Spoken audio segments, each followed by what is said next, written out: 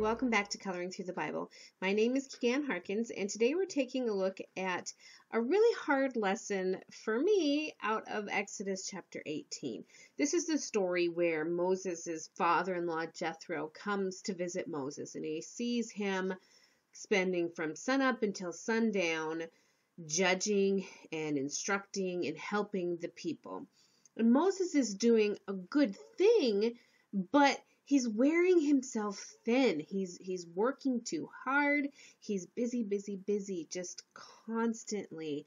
And Jethro tells him in verse 17 that, what you're doing isn't good. You're just wearing yourself out. It's too much for you to handle alone.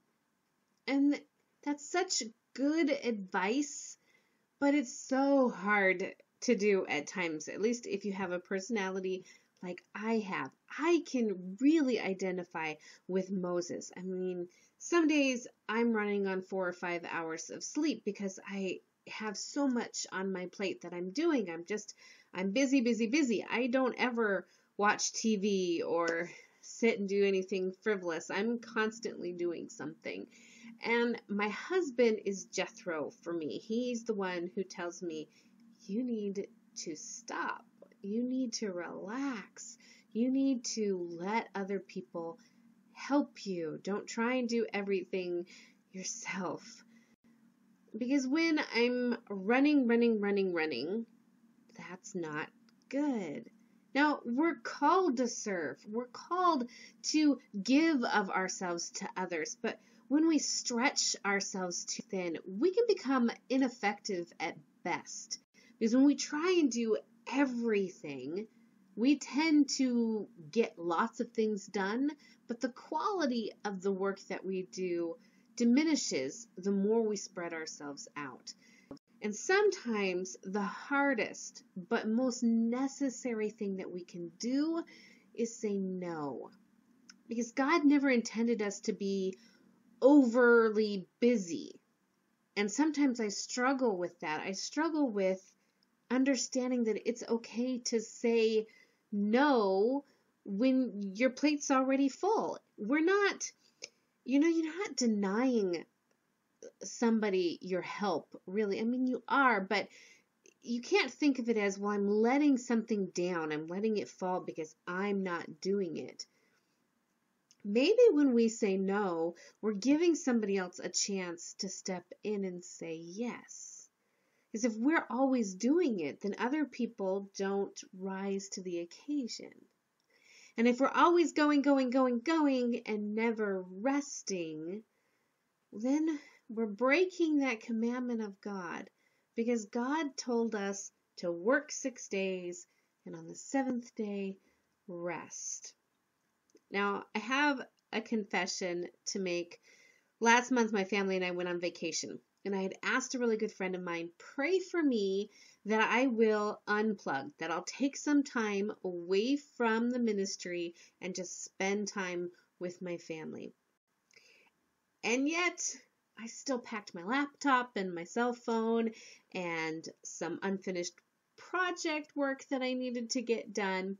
And I justified it by saying, well, I'll only go onto my laptop after everybody's gone to bed.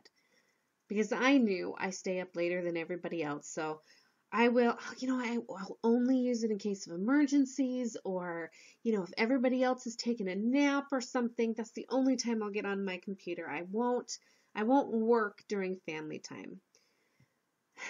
But it wasn't long before we got settled in that the kids were playing a game. My husband was playing with them. And I thought, this would be a great time for me to check my emails, see if anybody needs anything, maybe schedule some things. And so I opened up my computer.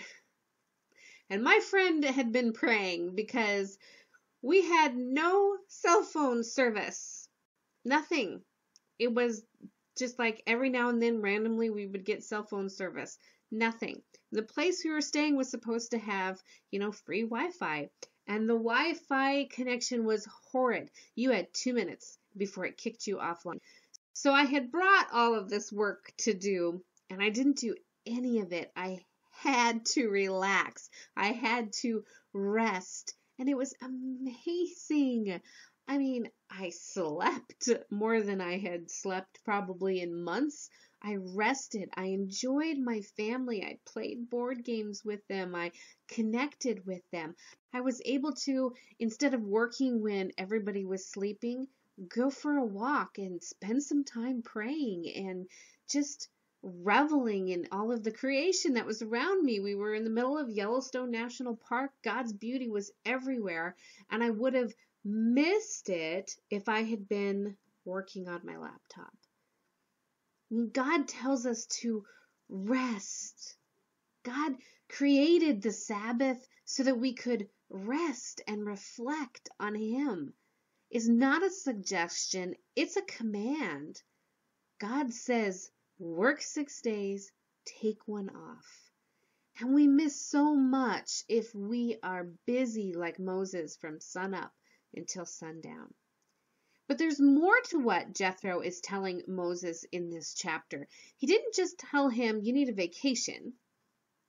See, in all the hustle and the bustle of life, we need to remember that it isn't good to try and carry the entire world on our shoulders. No one can do it alone. Not even Moses could.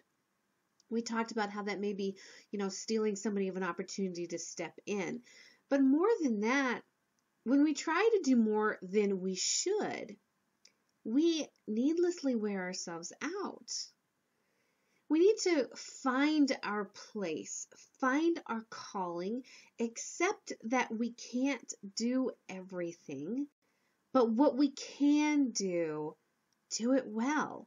And if we're spreading ourselves out too thin, we aren't going to do everything we do well. We may be able to check it off our list, but can we say we did it really well? Can we say that while we were doing it, we took the time to be open to God leading us?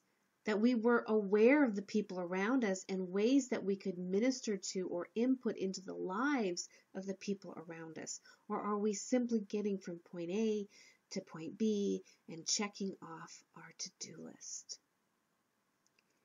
We can't make it through this life trying to handle all of the burdens and responsibilities alone. We're a family, the family of Christ. And just like a natural family, we all have different chores to do. None of us were meant to do everything, but we were all meant to do something. So I hope you've been encouraged by Jethro's advice.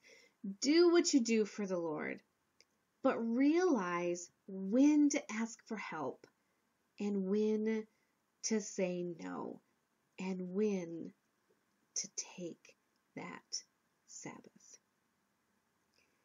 From everyone here at Hebrews 4 Ministries, thank you for watching and have a truly blessed